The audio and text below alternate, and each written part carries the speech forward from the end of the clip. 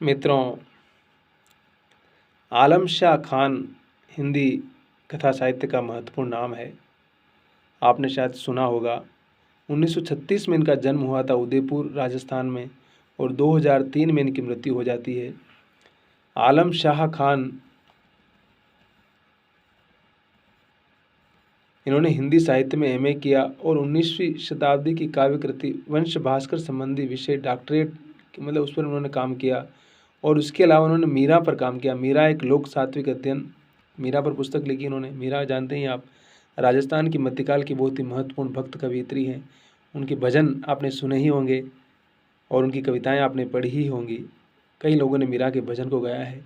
मीराबाई पर फिल्म भी बनी है।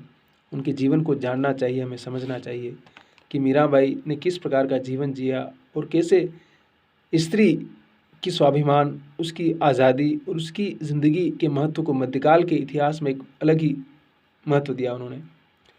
सुखाड़िया विश्वविद्यालय जो उदयपुर में है, मोहनलाल सुखाड़िया जो सीएम भी रहे थे राजस्थान के, उनके नाम पर विश्वविद्यालय है, वहीं पे पढ़ाते थे वो। मीरा चेयर के अंतर्गत प्रोफेसर रहे, आर्ट्स कॉलेज डीन रहे और सोशल साइंस में भी काम किया उन्होंने। मानवाधिकार के लिए राजस्थान सरकार के मानवाधिकार आयोग के सदस्य भी रहे और प्रगतिशील मूल्यों की बात करते रहे हमेशा और कुछ न कुछ नया करते रहे। लेकिन इत्तेफाक ये था कि बहुत कम उम्र में उनका निधन हो गया। उन्हें राजस्थान सरकार का जो राजस्थान की साहित्य अकेडमी है उसका रांगे राघव पुरस्कार दिया गया, विशिष्ट साहित्यकार पुरस्कार दिया गया उन्हें। और मैंने कहा ना कि 17 मई 2003 को ही उनका देहांत हो गया था। उनके प्रमुख कहानी संग्रह कौन कौन से हैं? पराई प्यास का सुख, किराए की कोख, एक और सीता, एक गधे की जन्म कुंडली। क्या नाम है किताब का? एक गधे की जन्म कुंडली और सांसों का रेवड़। तो आलम शाह खान की कहानियों को पढ़ना चाहिए और समझा जाना चाहिए। महत्वपूर्ण कथाकार थे।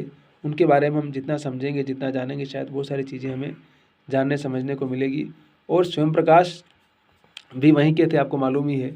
जिस प्रकार से स्वयं प्रकाश ने कहानियाँ लिखी और स्वयं प्रकाश ने जिस तरह से अपनी रचनात्मक का परिचय दिया, अद्भुत रचनाकार है स्वयं प्रकाश। उनको पढ़ा जाना चाहिए, उनकी कहानियों को पढ़ा जाना चाहिए, उनके उपन्यासों को पढ़ा जाना चाहिए, उनके गद्य को पढ़ा जाना चाहिए। किस प्रकार से स्वयं प्रकाश जी ने उन सारी समझिए कि आलम शाह खान के समकालीन थे, लेकिन स्वयं प्रकाश का निधन अभी हाल ही में हुआ, 2-3 साल, शायद 2018-19 में हुआ था।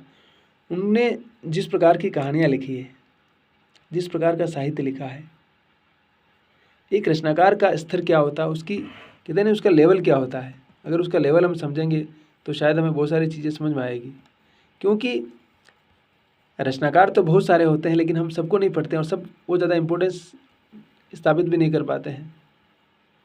तो जो रचनाकार कहीं ना कहीं हमारी कहते हैं ना कि हमारे अवचेतन में अटक जाते हैं, हमें बार बार ट्रिंग करते हैं, हमें बार बार पूछते हैं कि तुम कहाँ हो, क्या पढ़ रहे हो भाई, तुमने अभी तक क्या सीखा। उसमें स्वयं प्रकाश है और आलम शाह खान तो मैंने बोला ही है।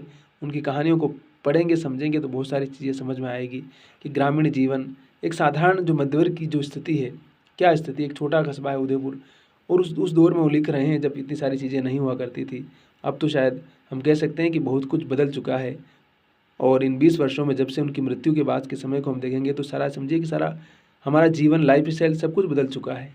तो समाज बदला, चीज़ें बदली है, लेकिन एक रचनाकार जो उस दौर में लिख रहा था, उसकी रचनात्मकता कितनी महत्वपूर्ण है। तो हंसते रहिए, मुस्कुराते रहिए, मस्त रहिए और आबाद रहिए और खुश रहिए और हमारे साथ जुड़े रहिए। और जीवन में भी पॉजिटिव, कुछ भी हो सकता है, ज़िंदगी में कुछ भी हो सकता है, कुछ भी हो सकता है।